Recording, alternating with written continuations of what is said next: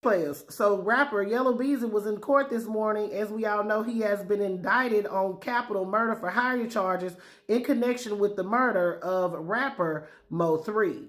Now, he did get some good news because the judge agreed to slash his bond from $2 million to $750,000 after his grandmother and others testified that he has to take care of the whole family. He really can't afford that bond. So the judge agreed with some conditions. But what we also learned today after the prosecutors read their probable cause affidavit, as I stated in my previous video, somebody is up in there snitching. And apparently they have agreed to testify against Yella Beezy. Let's talk about it.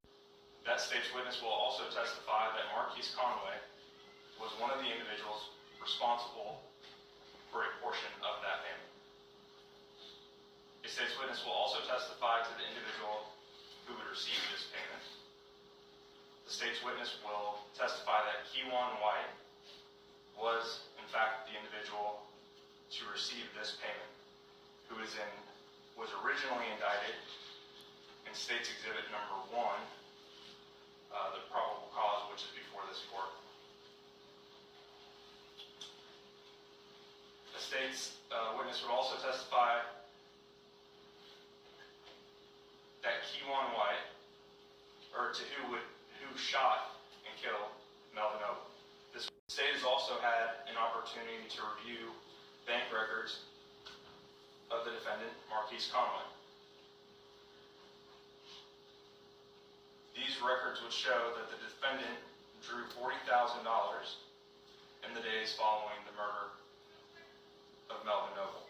All right, players, so you heard the federal prosecutor read the probable cause affidavit. Prosecutors intend to argue and prove that Marquise Conway, a.k.a. Yella Beezy, withdrew $40,000 from his checkings or savings account and paid that to the alleged shooters. They claim that they have evidence of this, and they also have a state witness that is willing to testify against Yella Beezy. The prosecutor decreed and declared that they have evidence to substantiate their claims in the form of bank records as well as witness testimony and some text messages and stuff. And if you heard the prosecutor, he said Marquise Conway and another person was responsible for making that payment to the alleged shooter. So, baby, somebody else is headed to the clink, it sounds like. Unless they are already behind bars. As we know, we have 2 people that have been arrested for the murder of Mo3.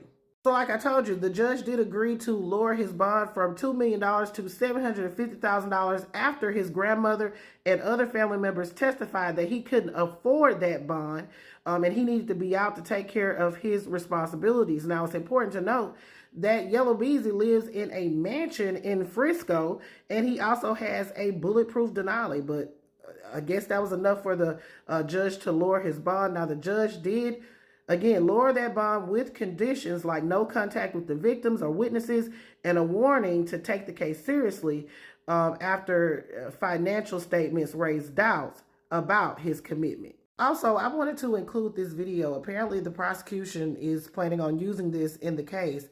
It's of that tragedy that occurred that day.